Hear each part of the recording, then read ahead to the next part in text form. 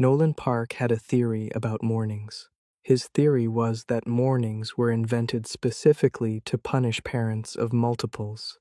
There was no other reasonable explanation for why three identical 6-year-olds could wake up at 6 in the morning with the energy of small suns and the decision-making skills of confused squirrels.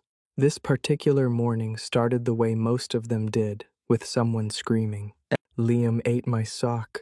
Nolan sat up in bed, stared at the ceiling for exactly 3 seconds, and then said, very calmly, "Why was your sock near his mouth, Leo?" "It wasn't near his mouth. He went and found it." "I was experimenting," said Liam from somewhere down the hallway. "Experimenting?" Nolan repeated. He got up. By the time he reached the kitchen, Leo had forgiven Liam for the sock situation, and all 3 boys were sitting at the table trying to pour cereal into bowls that were slightly too small for the amount of cereal they wanted. Milk was already on the floor. A spoon had somehow ended up on top of the refrigerator. Nolan made coffee. He made it strong. He poured it in silence. This was their 5th week of the new school year. The boys had started 1st grade at Maple Grove Elementary, which was a perfectly nice school with perfectly nice teachers and a perfectly nice after-school program that Nolan absolutely needed because his job as an architect did not come with a 6-year-old pause button. The boys' previous teacher, Miss Fiona, had gone on maternity leave at the end of the last term. A new teacher had taken over the class. The boys had been talking about him all week. "Papa, our new teacher has a very calm voice," Luca said, pushing cereal around his bowl. "That's nice," Nolan said. "He talks like he has never been surprised in his whole life," Leo said. "Miss Fiona said he has very nice hands," Liam added. Nolan raised an eyebrow over his coffee cup. "You all know a lot about a teacher you've had for 5 days. We pay attention," Leo said seriously. "You always say to pay attention. To your lessons, Leo. I meant to your lessons. Lessons are boring. Teachers are interesting." Nolan could not argue with that, so he did not try. He got the boys dressed. He located 2 out of 3 missing shoes immediately. The 3rd shoe, Luca's right sneaker, was eventually found inside the vegetable drawer of the refrigerator, a mystery that Nolan chose not to investigate. He tied 3 sets of laces, packed 3 dinosaur backpacks, found the permission slip he had definitely signed and then lost, found it again inside his coffee mug cabinet, and got everyone to the car in under 20 minutes, which was honestly a personal record. The drive to Maple Grove was 8 minutes.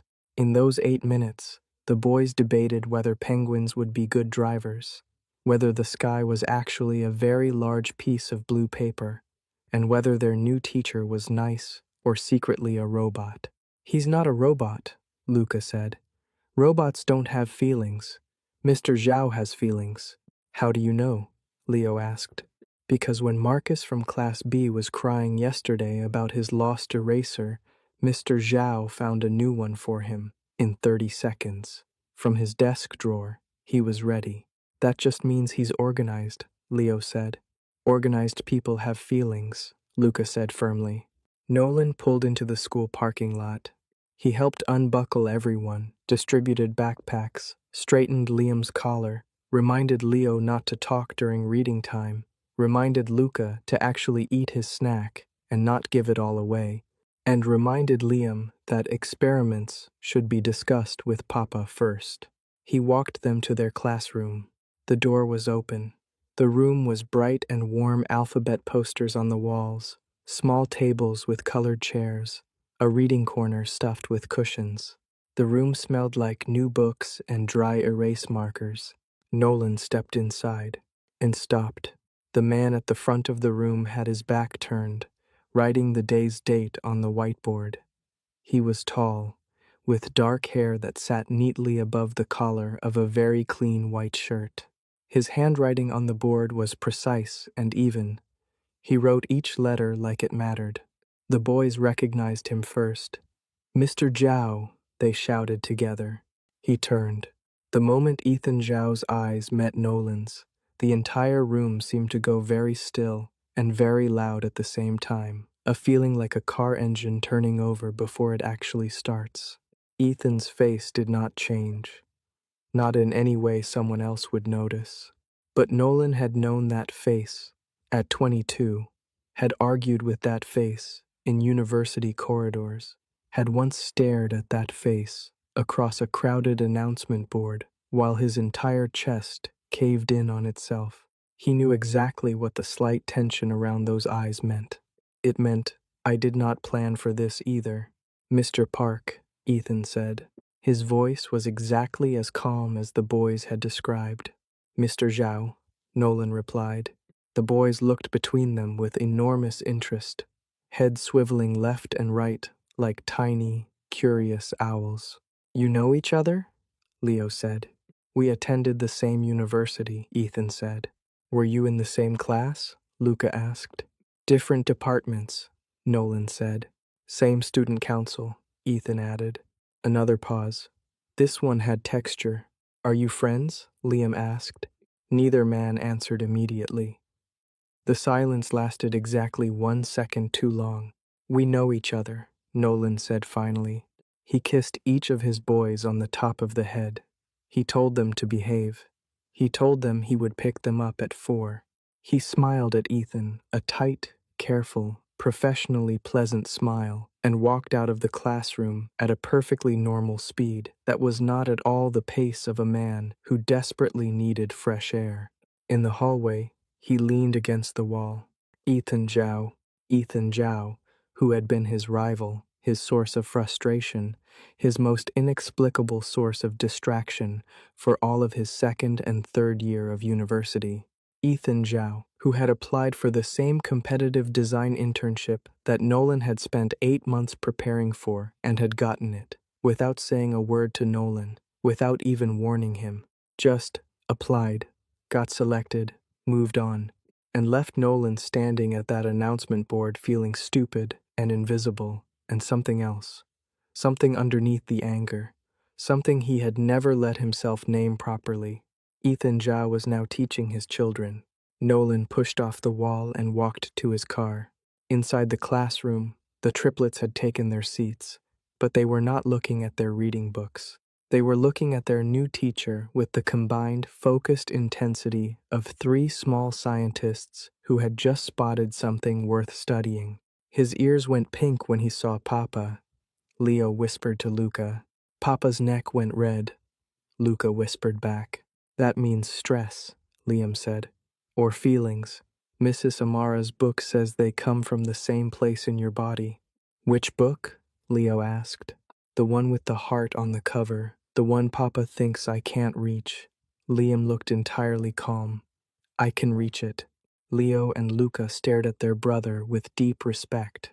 Mr. Zhao clapped his hands once, gently, and the class settled. His voice was steady and warm and completely in control. But if you looked very carefully, and the triplets were excellent at looking very carefully, his hands set down the marker with just slightly more force than usual. Leo noticed. Luca noticed. Liam filed it away. It was the 3rd week of October when the plan began to take real shape. The triplets had been watching carefully. They had collected data the way they collected things, generally, quietly, consistently, and without telling anyone. What they had collected. Papa came home on Tuesdays, looking less tired than other days. Tuesday was the day he responded to the school newsletter. The newsletter came from Mr. Zhao. Papa had started keeping his phone face up on the kitchen counter, which he never used to do. Papa asked questions about Mr. Zhao at dinner. Careful questions, disguised as normal parent interest. "What did you do in class today? What did Mr. Zhao say about that? Did Mr. Zhao seem okay?" That last one, "did he seem okay," was new. On the other side, Mr. Zhao had started doing something small. Every afternoon at pickup, if Nolan was the one collecting the boys, Ethan would step to the classroom door. He didn't always speak. Sometimes he just appeared, and Papa would look up and they would do a very adult thing where they nodded at each other, like nodding was a whole conversation. Luca had described this to his brothers as talking without words. Leo had said, "That's dumb, just talk with words." Liam had said, "Grown-ups are scared of words." It was Liam who first suggested the letter. They were in the kitchen on a Saturday afternoon, sitting at the table while Papa answered work emails in the next room. Liam had a piece of paper in front of him and a very thoughtful expression. "We need to help them," Liam said. "How?" Leo asked. "A letter." Leo blinked. "We write Papa a letter?" "No. We write Papa a letter from Mr. Zhao." A long silence.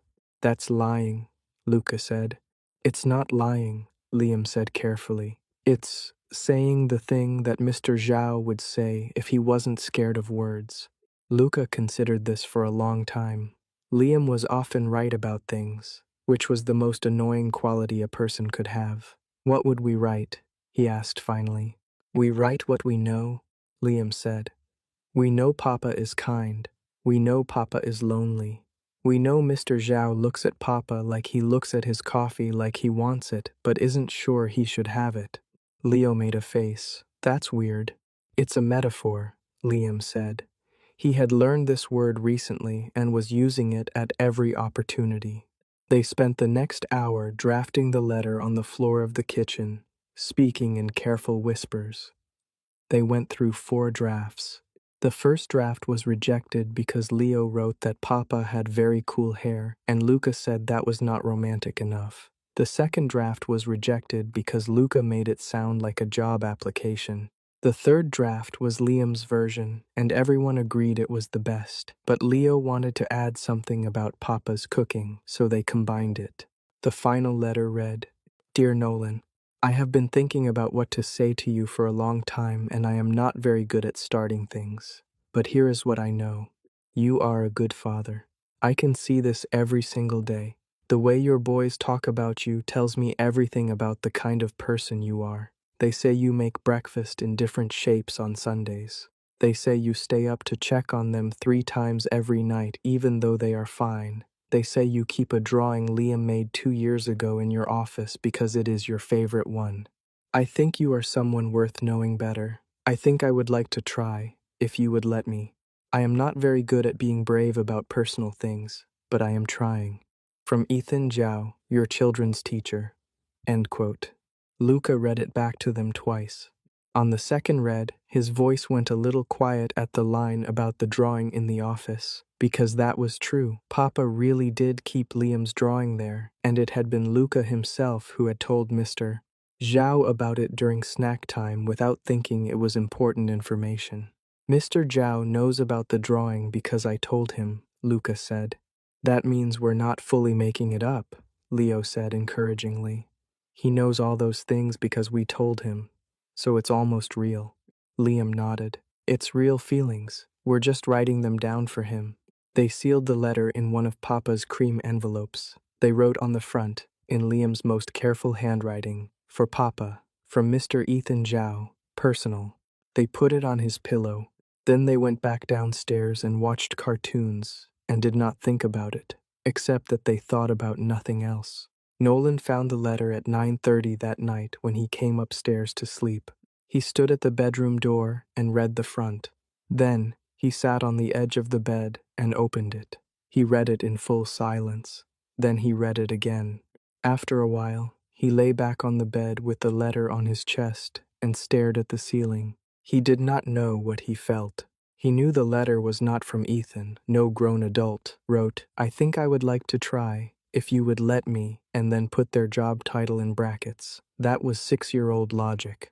That was Liam logic specifically, with probably Leo's additions about cooking somewhere in an earlier draft. But the things in the letter, the breakfast shapes, the nighttime checks, Liam's drawing, those things were real. Someone had told Ethan those things, his children, who paid attention, who were, apparently, paying a great deal of attention to something Nolan had been trying very hard not to pay attention to himself. He put the letter in his bedside drawer instead of throwing it away. He was not sure what that meant. He suspected he knew exactly what it meant. Parent-teacher evening at Maple Grove Elementary happened on the last Friday of October, and Nolan had been thinking about it with the specific dread of a man who knows an awkward conversation is coming and cannot stop it. He had rehearsed several versions of what to say. In version 1, he brought up the letter calmly and rationally, and they both agreed it was a harmless misunderstanding. In version 2, he did not bring it up at all, and they talked only about the boy's academic progress. In version 3, he walked into the room, turned around, and left. He went with version 1, mostly. The school was warm and a little too bright in the evenings, lit by overhead fluorescents that made everyone look slightly tired. Parents sat on plastic chairs along the corridors. The smell of hand sanitizer and printer paper was everywhere. Nolan signed in at the front desk, found his name slot for Mr. Zhao's classroom, and sat down to wait. While he waited, he checked his phone. He had 3 messages from Benji saying various unhelpful things. He had a reminder from his calendar about a project deadline. He had a photo from Liam's tablet, a selfie of all 3 boys making very serious faces, which he suspected was meant to look intimidating and looked instead like 3 confused chipmunks. He almost smiled. "Mr. Park?" A student helper appeared at the classroom door. "Mr. Zhao is ready for you." Nolan put his phone away. He stood up straight. He walked in. The classroom was different in the evening. The overhead lights were off. A warm lamp on Ethan's desk made the room feel softer. The children's drawings on the walls looked different too, more like a gallery than a classroom. Nolan spotted Liam's dragon immediately. It was in the center of the wall, slightly elevated above the others. Ethan stood when he walked in. He was in a dark navy shirt, which was a change from his usual white, and it did something unreasonable to the composition of his face. Nolan sat down before he could continue thinking about that. "Mr. Park," Ethan said. He sat too. "Mr. Zhao." Nolan placed the letter on the desk between them. Ethan looked at it for one long moment. A muscle in his jaw moved. Then quietly, unexpectedly, the corner of his mouth lifted. "I recognize the handwriting," he said. "I assumed you would. The last line has a period after every single sentence. That's Liam. He thinks punctuation is a form of control." Ethan actually smiled at that, a real one, which landed on Nolan with unfortunate directness. "He's not wrong," Ethan said. "He also thinks experiments don't count if they're called something else." Nolan exhaled. "Ethan, I need to say something." "All right. Whatever my boys have said to you about me, or about this, I want you to know that I haven't—" He stopped, restarted. "I haven't been discussing you with them. I don't talk to 6-year-olds about things like this. If they've gathered ideas, it's entirely because they watch too carefully, and no one should be allowed to have children that observant."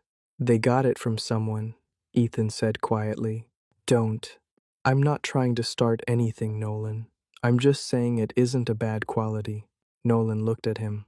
"You should know this letter is completely fictional. They invented your feelings." A pause. "Did they?" Ethan said. Nolan's heart did something it had no business doing. "That's not the point." "Then what is the point?" "The point is that my children cannot be going around manufacturing situations and—" "The point," Ethan said, in that steady, direct way of his that had always made Nolan feel simultaneously frustrated and completely heard, "is that we are 2 adults who spent 6 years avoiding something, and now we are sitting in a room together, and the children who brought us here are sitting outside this classroom with their ears pressed to the door." Nolan turned sharply and looked at the door. Silence. Then the distinct, muffled sound of 3 small bodies shuffling quickly away. Nolan closed his eyes. "They were supposed to be at home with Benji," he said. "Benji dropped them off 20 minutes ago," Ethan said. The front desk receptionist thought they were here for a drawing class. There is no drawing class on Friday evenings. The receptionist did not know that. Nolan stood up abruptly, walked to the classroom door, and opened it. The hallway was empty except for a very unconvincing pretense. 3 backpacks stacked against the opposite wall, Leo standing beside them with the expression of someone who had just arrived and had definitely not been listening. "We were just waiting, Papa," Leo said, in a school hallway at 7 in the evening. Uncle Benji said it was fine. "I'm going to have a very serious conversation with Uncle Benji. Can we go in?" Luca appeared from slightly further down the hallway. Liam was behind him, holding a book in a way that suggested he had been using it as a prop. "No," Nolan said. "Mr. Zhao has the good colored pencils," Leo said. "Leo, I'm just saying." Nolan turned back to the classroom. Ethan was watching all of this from his desk, with an expression that was doing its best to stay neutral and was not fully succeeding. "We will talk about the boys' progress," Nolan said, sitting back down. He crossed his arms. He was the picture of composure. "Of course," Ethan said smoothly. But before he opened the folder, he said, very quietly, so only Nolan could hear, "I didn't invent everything, Nolan." Nolan did not respond to that. His neck was warm for the rest of the meeting. When they finally left, all 5 of them walked to the parking lot together because the boys made it physically impossible not to by positioning themselves between the 2 adults with the strategic placement of small, determined bodies. Liam held Nolan's hand. Leo held Ethan's hand with complete confidence, as if this was a thing that had always happened. Ethan looked briefly surprised and then did not pull away. "Mr. Zhao," Leo said loudly into the night air. "Do you like pizza?" "I do," Ethan said. "Papa makes very good pizza on Fridays." "Leo," Nolan said. "I'm just giving him information," Leo said. Nolan said goodnight to Ethan at the edge of the parking lot. Ethan said goodnight back. They did the nod. But this time, the nod lasted a little longer, and when Ethan turned to walk to his own car, he looked back once. Nolan pretended not to notice. He did notice. The accidental date, as the Triplets would later call it when recounting this story to literally everyone who would listen, happened because of Benji. It was always because of Benji. Benjamin Kwan had been Nolan's best friend since they were both 12 years old and stuck next to each other during a very bad school camping trip.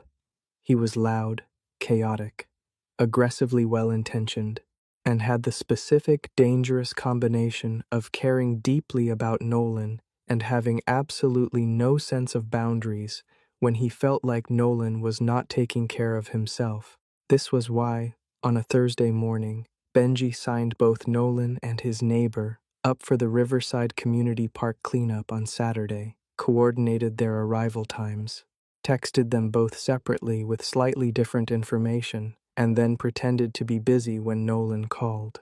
Nolan only found out Ethan was coming when he arrived at the park with the boys and their matching little gloves and saw a familiar tall figure standing near the volunteer check-in table, holding 2 cups of coffee and looking around. Their eyes met across the park. Ethan held up the second coffee. Nolan walked over. He accepted the cup because it would have been rude not to. "Benji," he said. "Benji," Ethan agreed. "Did you know I was coming?" He texted me that a friend needed company. He included 3 exclamation points. He used the word friend loosely. I gathered. The Triplets had already sprinted toward the flower beds, where a group leader was distributing small rakes and trash bags. Nolan watched them go. For 30 seconds, he strongly considered leaving. Then he sipped the coffee. It was made exactly right. The exact ratio of espresso to milk that he had used every single morning for years. He had never told anyone his coffee order except Benji and his university friends. And apparently his memory had been wrong about how long ago that was, because Ethan still knew. "You remembered," Nolan said. Ethan said nothing, just turned toward the path and started walking. Nolan walked beside him. The park was beautiful in October. The trees were doing their dramatic autumn thing, going red and gold and copper, and the ground was soft from recent rain. Families and volunteers moved around in cheerful groups. The boys could be seen in the flowerbed area, where Luca was pulling weeds with intense focus. Leo was telling a very long story to another child while holding a trash bag, and Liam was crouching near a plant, examining something with his full concentration. He found something interesting, Ethan said, watching Liam.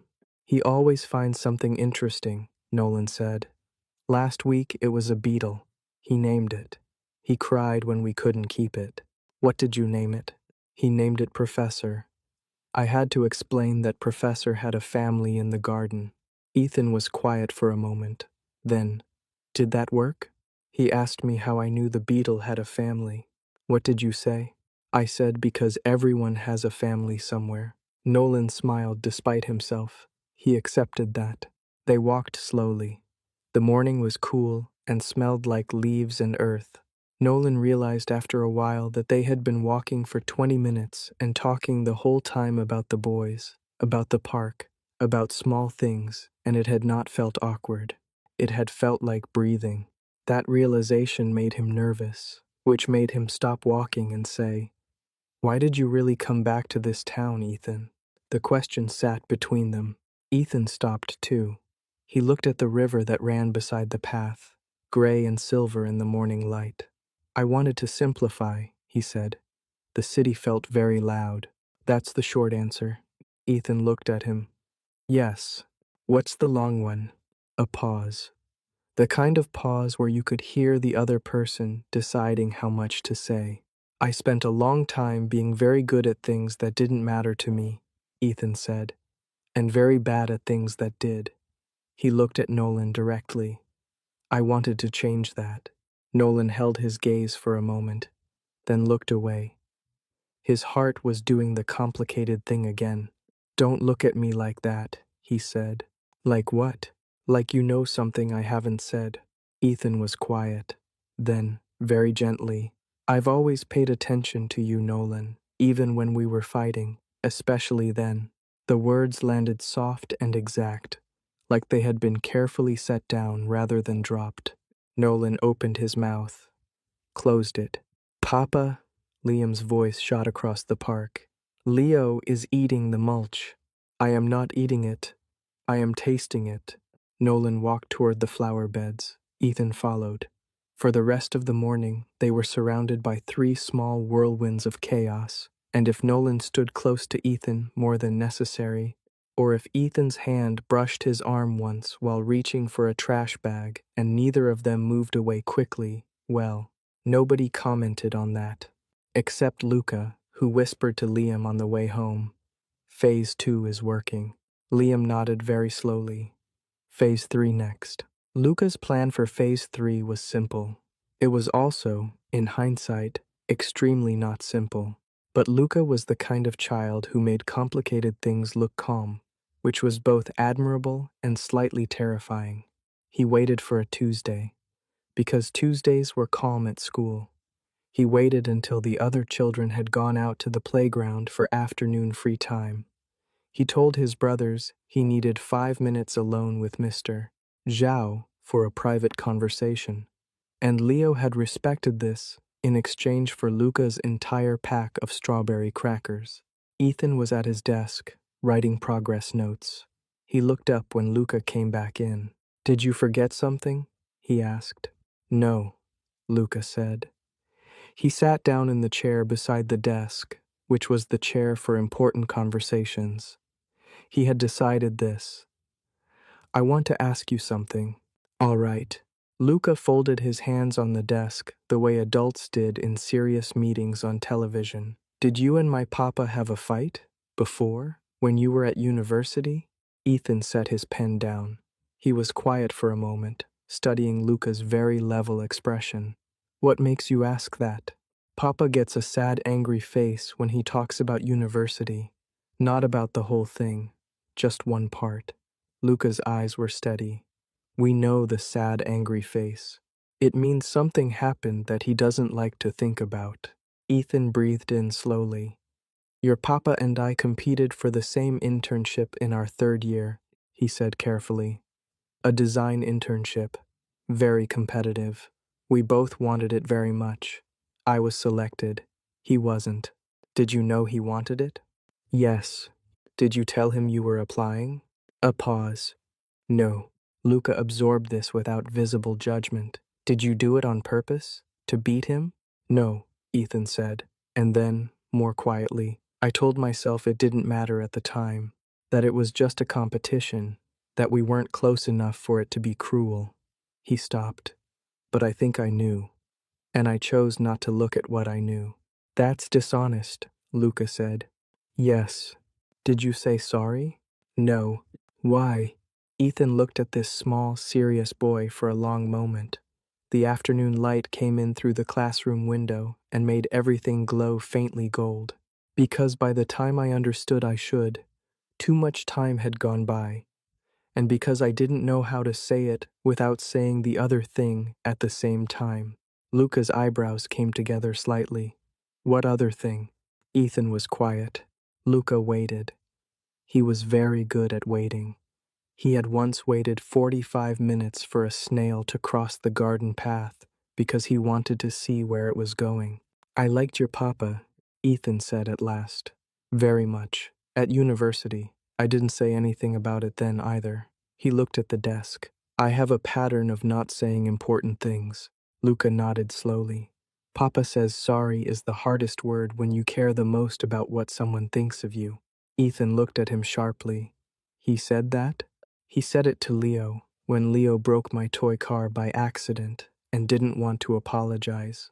But it works for bigger things. Luca picked up his backpack from the floor. Mr. Zhao, you should say the important things. Papa is not going to be angry. He is already halfway to not being angry. He just needs the rest of the way. He stood up, adjusted his backpack straps, and walked to the door. How do you know that? Ethan called after him. Luca turned. Because he kept the letter, he said simply. Then he went out to the playground. Ethan sat very still for a long time after that. Outside, Luca found his brothers by the climbing frame and sat beside them. How did it go? Liam asked. Good, Luca said. He took out a juice box from his bag and poked the straw in carefully. He's going to figure it out now. How long will that take? Leo asked. Luca considered. Grown-ups are slow, maybe 2 weeks. Leo sighed heavily. 2 weeks. We can help it go faster, Liam said. They all looked at each other. Phase 4 was born. 2 days after Luca's conversation with Ethan, something shifted. It was small. Nolan might not have even noticed it, except that he had become very, very attuned to small things involving a certain person. Ethan started texting. It started professionally. A photo of Liam's drawing a new one. A castle this time with the message. Liam spent 40 minutes on the windows. He counted every brick. Then a note that Luca had won a class spelling quiz and had received his prize, a small trophy sticker, with the seriousness of someone accepting an Olympic medal. Then, Leo told the class a 12-minute story today instead of reading. It was about a dragon who opened a bakery. I let him finish. Nolan replied to all of these. He told himself it was just polite parent engagement. He started checking his phone more. On Friday evening, while making dinner, his phone buzzed. Do you know if Leo likes adventure books or funny books? He said he wants a recommendation, but I want to get it right. Nolan smiled before he realized he was doing it. Both, he typed. Ideally a funny adventure. He once rejected a book because he said the cover looked too serious. 3 dots appeared, disappeared, appeared again. That tracks. I'll find something. Then, after a pause, how are you? Nolan stared at the message. It was 2 words. They were not complicated words, but they sat differently than the others. He typed, fine, tired, the usual. Then deleted it and typed, good, actually. Today was a decent day. He sent that instead, because it was true, and because somehow, even through a text message, he didn't want to give Ethan something that wasn't real. The reply came quickly. Glad to hear it. Nothing more. But Nolan stood at the stove for a minute doing nothing before he remembered he was cooking. The following Sunday, he took the boys to the weekend market on Linden Avenue. The market was one of their rituals: fresh bread from the bakery stall, honey from the man with the bees, and always a slow walk through the handmade crafts section where the boys picked one thing each that was under $5. He did not expect to see Ethan, but there he was, near the honey stall, holding a jar up to the light and reading the label with the full attention he gave everything. He was in a dark green jacket and looked so quietly himself, that Nolan felt the sight of him like a small stone dropping into still water.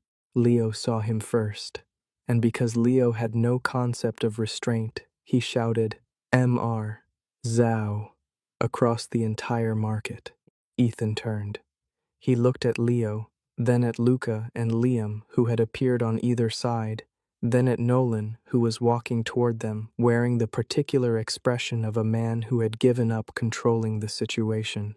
"Hello," Ethan said, to all of them, but mostly to Nolan. "Hello," Nolan said. The boys immediately claimed Ethan. Leo took one hand and began pulling him toward the toy stall. Luca walked beside him, explaining the rules of the market. You get one thing each, under $5, and you have to decide yourself. No asking Papa to help, because he always says, whatever you want, which is not helpful. Liam fell into step beside Nolan instead. They walked behind the other three. "He fits," Liam said. Nolan looked down at his youngest son. "What?" "Mr. Zhao. He fits with us." Liam looked ahead, watching Ethan crouch down to look at a toy wooden fox that Leo was holding up. Some people, when you add them to a group, it gets louder and confused. But when he's here, it's still calm. Nolan watched Ethan ask Leo something about the fox. Leo answered at full volume with hand gestures. "You're very observant," Nolan said to Liam. "I know," said Liam simply. Later, standing side by side while the boys debated a wooden giraffe, Ethan said quietly, "Can I ask you something?" "You can ask," Nolan said, which was what Ethan said to the boys. And Ethan recognized it and almost smiled. "Have you been less angry lately?" "About the internship, about all of it." Nolan considered the question seriously. "I was angry for a long time," he said. "And then I had the boys, and things got very busy, and I didn't have as much room for old anger anymore." He paused. "And then you showed up in their classroom, and I thought I had more room than I thought. And now? Now I'm not sure what I have room for," Nolan said honestly. Ethan turned to look at him. "I'm sorry. For the internship. For not warning you. For all the things I didn't say when I should have." The apology was simple and direct and carried no performance in it. It just landed, clean and true. Nolan looked at him for a long moment. "Okay," he said. "Okay? Okay. I hear it. I believe it." He looked away. "Thank you." They stood there, close enough that Nolan could feel the warmth of him, close enough that if either of them shifted slightly, there would be no space at all. Liam appeared between them holding the wooden giraffe. "Papa," he said, "this looks like Mr. Zhao. Can we get it?" Both men looked at the giraffe. It was tall and slightly formal looking, with a very long neck and a calm expression. A short silence. Then Nolan started laughing, a real, sudden laugh that came from somewhere unguarded, and Ethan made a sound that was absolutely a laugh, trying to be suppressed, and Liam looked between them with deep satisfaction. Nolan bought the giraffe. He put it on the living room shelf when they got home. Ethan texted that evening, "I would like to think I'm slightly more expressive than a wooden giraffe." Nolan replied, "Slightly." He was smiling when he put his phone down. It all came apart on a Wednesday, between the hours of 5 and 6 in the evening, in the most painfully ordinary way. Nolan had been late from a meeting, the kind of meeting that goes 90 minutes over schedule and leaves you feeling scraped hollow. He had texted Ethan because by then, texting Ethan had become a thing he did without thinking about it, asking if the boys could wait in after-school care while he fought city traffic. Ethan replied, "I'll stay with them. Take your time." That simple text, Nolan thought later, was the beginning of the unraveling. Not in a bad way, in the way of a knot that has been pulled too tight for too long and finally starts to come loose. He arrived at the school at 5:30. The corridors were nearly empty. He could hear his boys before he reached the room, Leo narrating something, Luca responding in a low voice, the specific comfortable hum of all three of them in a good mood. He stopped in the doorway. Ethan was in one of the small chairs that were made for children, and absolutely not for adults. And he was reading aloud to Liam, who was curled into the chair beside him, with his chin on his knees. Leo and Luca were nearby, drawing, and while they pretended to be focused on their drawings, they were clearly listening too. Luca's pencil had stopped moving, but he hadn't noticed. Ethan's voice was low and even, doing the different voices without being showy about it. And Liam had the specific stillness of someone who is fully in a story. The room was warm. The late afternoon light came through the window at an angle that made everything soft. Nolan stood in the doorway and felt something happen inside his chest that he could not stop and could not name. "This," said some quiet part of him, "this is the thing you have been trying not to want."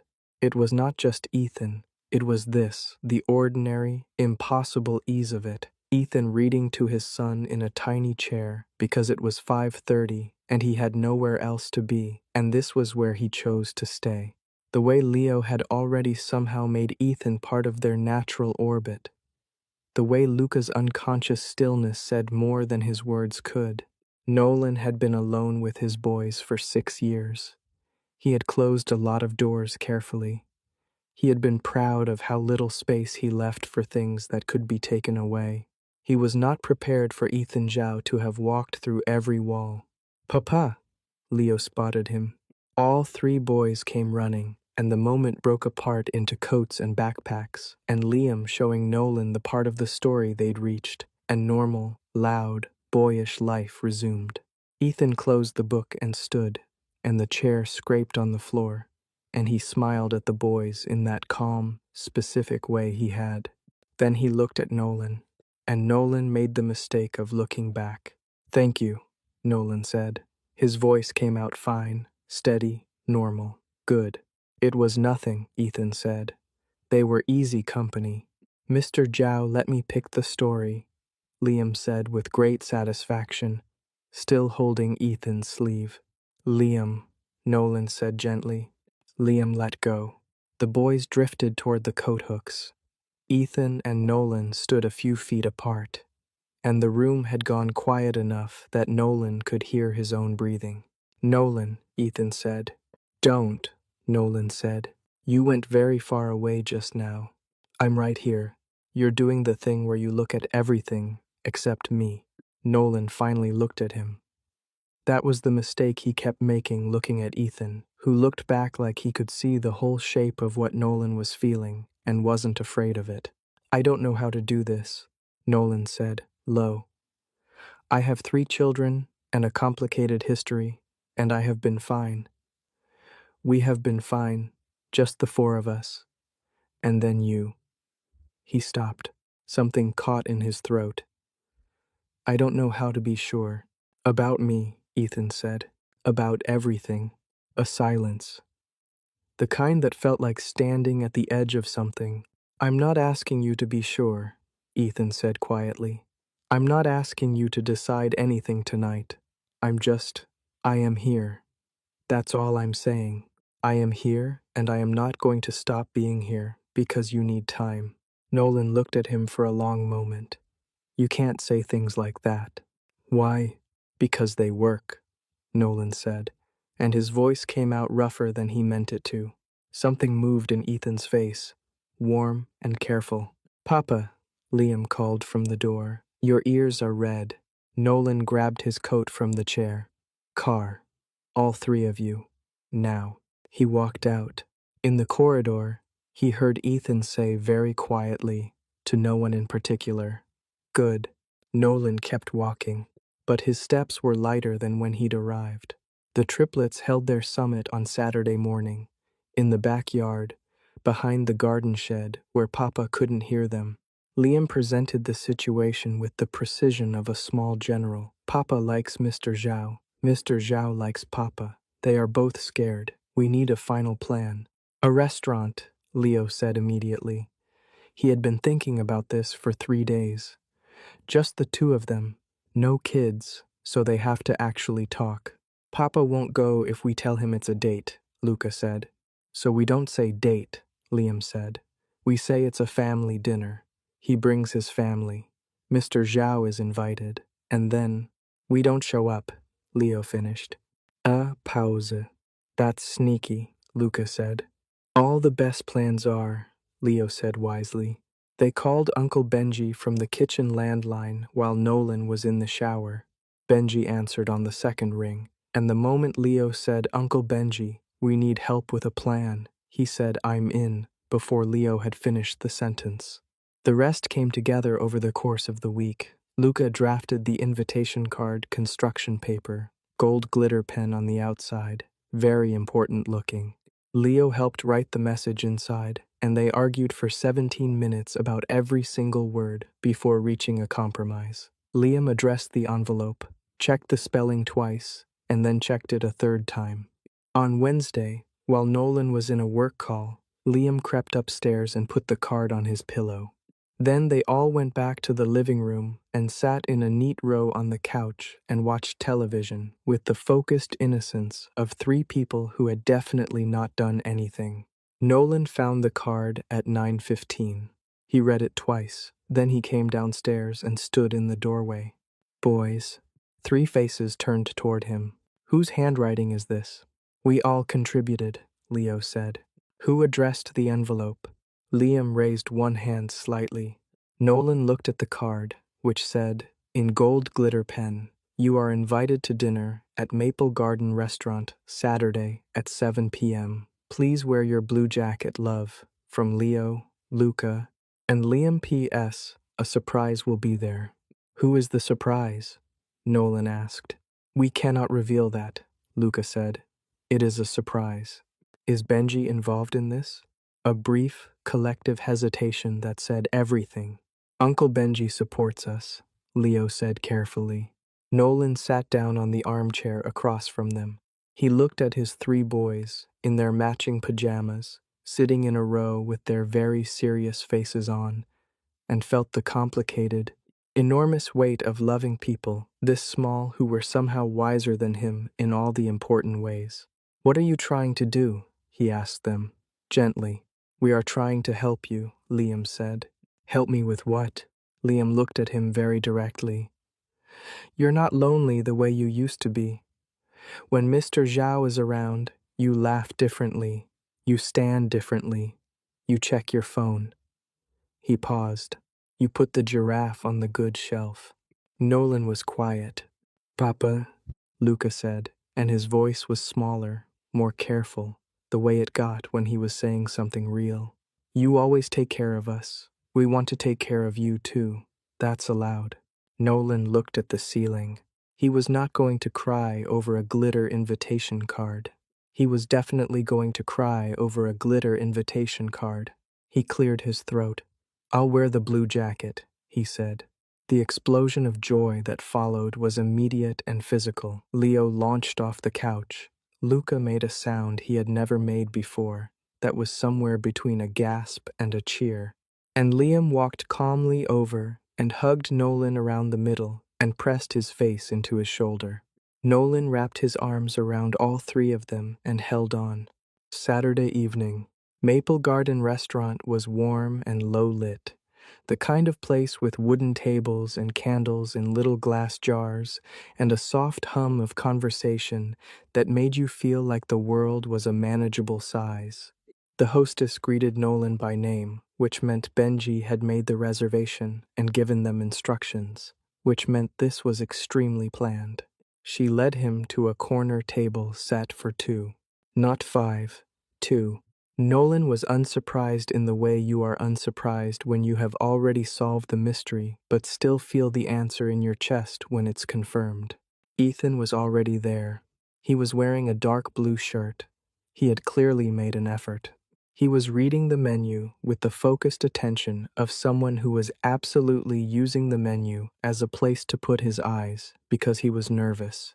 And Nolan had never in his life seen Ethan Zhao nervous. Not once in all the years he had known him, and the sight of it did something very specific to his defenses. He sat down. Ethan lowered the menu. They looked at each other for a long moment. "They told me it was a family dinner," Ethan said. "They told me it was a surprise," Nolan said. "Benji handled my side. He was very enthusiastic about the plan. Benji is enthusiastic about everything." Nolan looked at the table. "Do you want to leave?" "No," Ethan said, immediately, without any pause. "Do you?" Nolan looked around the restaurant, at the candles, at the other couples talking easily over their tables, at the life that happened every day for people who weren't afraid of it. Then he looked at Ethan. "No," he said. Something settled.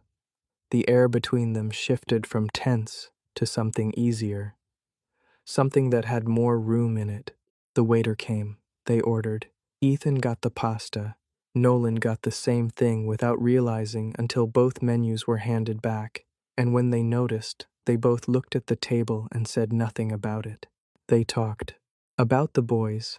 First because the boys were always there, always the warm, steady center of Nolan's life, and Ethan listened and asked questions and remembered details from things Nolan had said weeks ago, which was both comfortable and devastating. Then about themselves, about university, but differently now, not as a wound to press on, but as a place they had both been when they were younger and less formed. About the 6 years after. About the wrong turns and the right ones, and how Ethan had spent 4 years in a city that impressed everyone around him and felt, to him, like wearing the wrong coat. "Why did you really come back?" Nolan asked, for the second time. But this time, the question was different, softer, more ready for the real answer.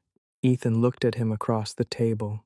The candlelight was steady and kind. "I knew you were here," he said.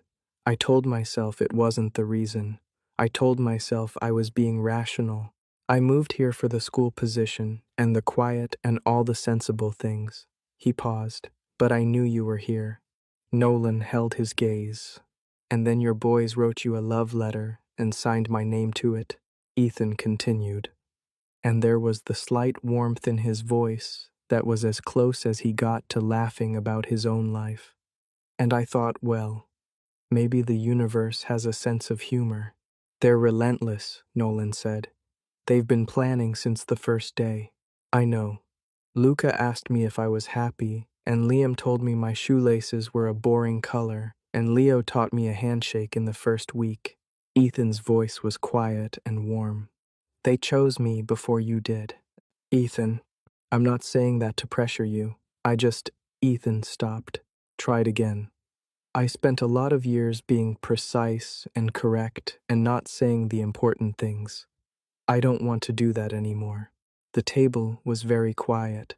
"I'm scared," Nolan said honestly. "I know. It's not just me who would be affected. If this goes wrong, it might," Ethan said. "I can't promise it won't." He held Nolan's eyes. "But I can promise that I'm not going anywhere unless you ask me to. That I'll be careful with you and with them. That I have been careful with you since the moment I walked into that classroom and saw your face go the same way mine did." A pause.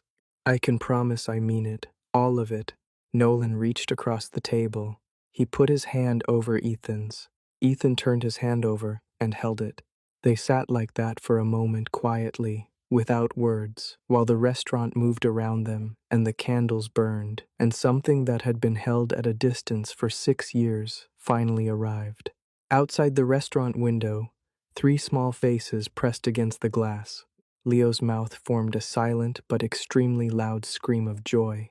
Luca clapped both hands over his mouth. Liam stood very still, with an expression of complete, deep, private satisfaction, the look of someone who had known exactly how this was going to end. "They're outside," Nolan said, not looking away from Ethan. "I know," Ethan said. "They have Benji's old tablet. Luca is definitely recording. Documentation purposes," Ethan said solemnly. Nolan laughed. It was the good laugh, the unguarded one, the one that started in his chest and came out without asking permission, and Ethan watched it happen with an expression like someone seeing the sun come out after a very long season. "Stay for breakfast tomorrow," Nolan said. Ethan blinked. The boys will be up at 6. Leo will talk at you for the full duration of breakfast. Luca will give you his best portion. Liam will ask you approximately 9 serious questions before noon." Nolan looked at their joined hands. "I make pancakes in different shapes on Sundays." Ethan was quiet for one moment. "What shape?" he asked. "Dinosaurs, mostly. Sometimes boats. Once I tried a star and it looked like a disaster."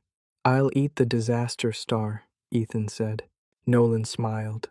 Outside, Leo lost his composure entirely and started doing what could only be described as a victory dance on the pavement, which Luca filmed, which Liam watched with a dignified nod. Inside, 2 men who had spent 6 years on the long road back to each other finished their dinner slowly and with no hurry at all, because the thing they were moving toward wasn't going anywhere. 3 weeks later, on a Sunday morning, Ethan came for breakfast. He brought coffee and a book for Liam and somehow already knew how Leo liked his eggs. Luca gave him the chair beside the window, which was the good chair, the one with the best light, and the fact that Luca had decided he deserved the good chair said more than any words could. Nolan stood at the stove and watched the scene and thought, this is how it happens. Not in a single moment, but in 100 small ones. In coffee made right and dinosaur pancakes and a wooden giraffe on the good shelf. Ethan looked up from the table and caught his eye. He smiled. Small and warm and entirely real. Nolan smiled back. The kitchen was bright. The boys were loud. The morning was ordinary and perfect and fully, entirely theirs.